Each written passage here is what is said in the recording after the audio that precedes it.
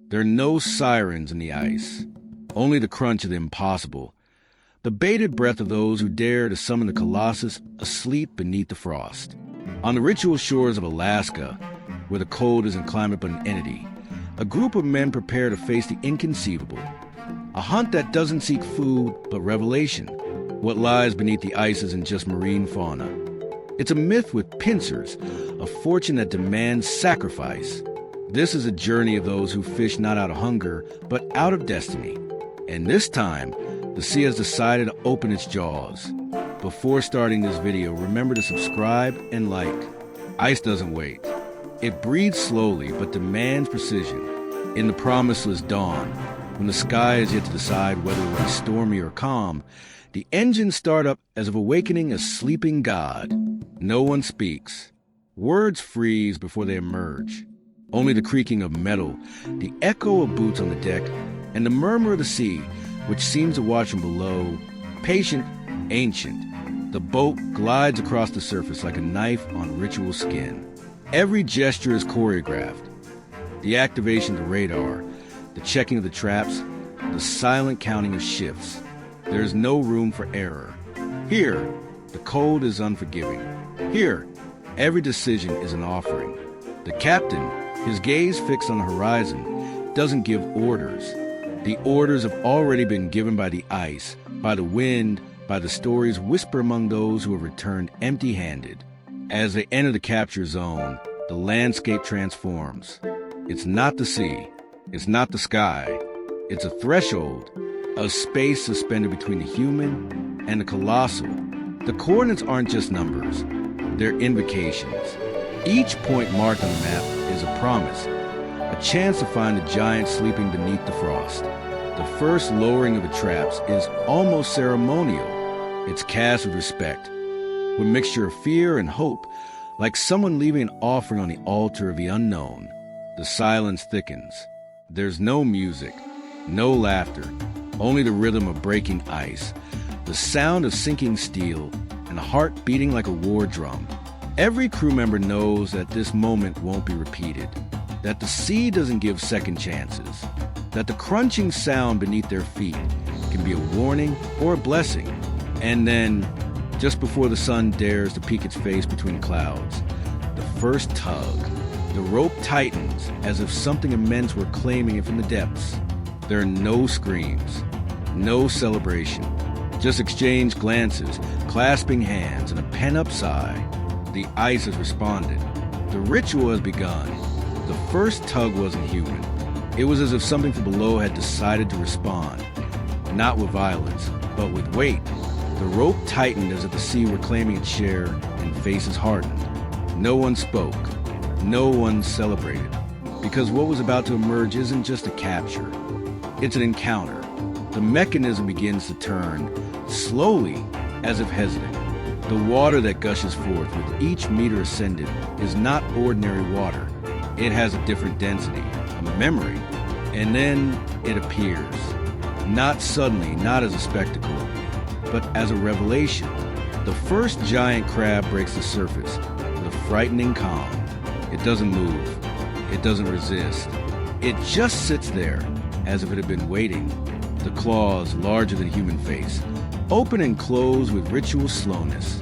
The shell, marked by scars that aren't wounds but inscriptions, gleams in the gray light of dawn. It's not an animal. It's a symbol. It bears witness to something untold. And as they place it on the deck, silence persists. Because everyone understands that this isn't just fishing. It's contact with the colossal. One after another, the leviathans emerge, each one different, each with a presence that commands respect. There are no shouts, no jokes, just hands working as if touching relics. The sea below continues to give, but not out of generosity. It does so like someone allowing a brief visit to its sanctuary. The traps are emptied, but there is no relief. There is tension, because every catch is also a question. How much more will allow us to take? When we'll decide to close again? The captain watches without blinking, not out of calculation, but out of reverence. He has seen before what happens when the limit is crossed. and he knows the sea does not forget. The last crab of the shift emerges with a broken claw, not by accident, but by history. Someone murmurs that this was the one that escaped last season. No one answers, because if it's true, then there is memory in the abyss. And if there is memory, there is judgment. The deck is packed. The air is thick. The cold is more cutting. But no one moves quickly, because what just happened is not a feat, it's a ceremony. And those who participated know they've touched something that cannot be explained, only remembered, only respected, only feared. The sea had spoken, and what emerged wasn't just a catch. It was a harvest, but not just any harvest. It was a gathering of titans, the moment when the colossal becomes tangible, when myth transforms into matter. The deck, once empty and expectant, now became an altar. Each crab, with its monumental claws and its shell marked by the years, was placed with reverence that isn't learned, it's inherited. The hands don't tremble. They move with precision, as if each gesture were dictated by an ancient choreography. The counting begins, but not as an inventory. It's a ritual. 1, 2, 3. Each number silently uttered carries the weight of the journey, the cold, the risk. It's not about knowing how many there are. It's about recognizing how many have been granted. The air thickens, not because of the weather, but because of the energy emanating from the deck. Bodies move between containers like monks in a temple. The metal clangs with each closure, like bells marking the progress of the ritual. And although the commercial value of the catch begins to dawn on people, no one mentions it. Because here, money is a consequence, not a purpose. One of the crabs, larger than the others, is lifted with effort. Its weight is not only in its flesh, but in the history it carries. Someone murmurs that it's the kind of specimen that appears once a decade. No one responds. They just place it in the center, as if it were the heart of the ceremony. And for a moment, everyone watches it, not as fishermen, but as witnesses. The sea below remains silent, but its presence is felt, as if watching every movement, every decision. Because what is taken must be honored, and what is honored must be understood. The harvest continues, but there is no longer tension. There is acceptance. The ice is yielded. The abyss is allowed. And the men, marked by cold and memory, have done their part. When the last container is closed, there is no applause, just a collective sigh, as if the ritual had reached its climax, as if the sea had said, enough. And in that instant, between the steam of their breath and the crunch of the frost, everyone understands that they haven't captured giants. They have been chosen by them. The weight of the loot isn't measured only in tons. It's measured in numb bones, in fingers that no longer respond, in gazes that have stopped searching the horizon. The deck, once a sanctuary for titans, now becomes a testing ground. The cold, which seemed an ally during the capture, reveals its true nature. Implacable judge, debt collector. One of the men stumbles, not because of clumsiness, but because his body is beginning to give way.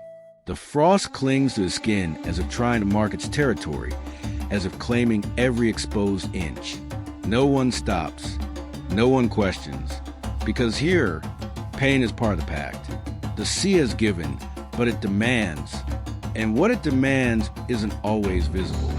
The hands that once lifted giants now tremble as they close the containers. The metal burns, not from heat, but from the lack of it. The joints creak as if ice had seeped into the bones. And yet, no one complains. Because to complain would be to break the ritual.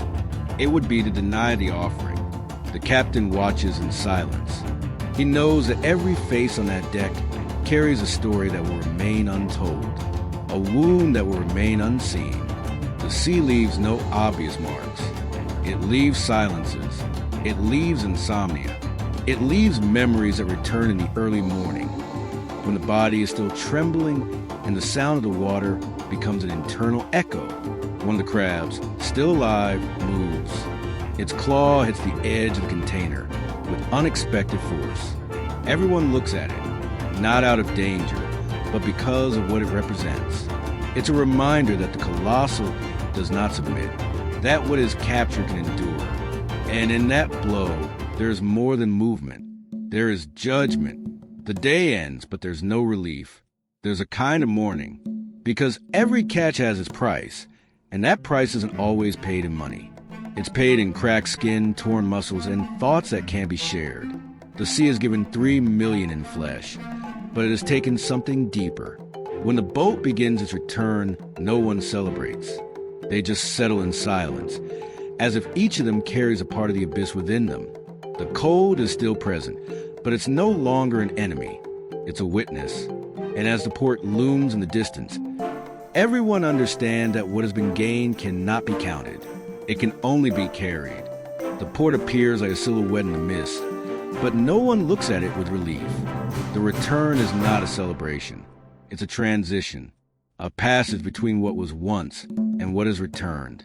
The ship moves forward slowly, not because of the weight of the loot, but because of the density of what has been experienced.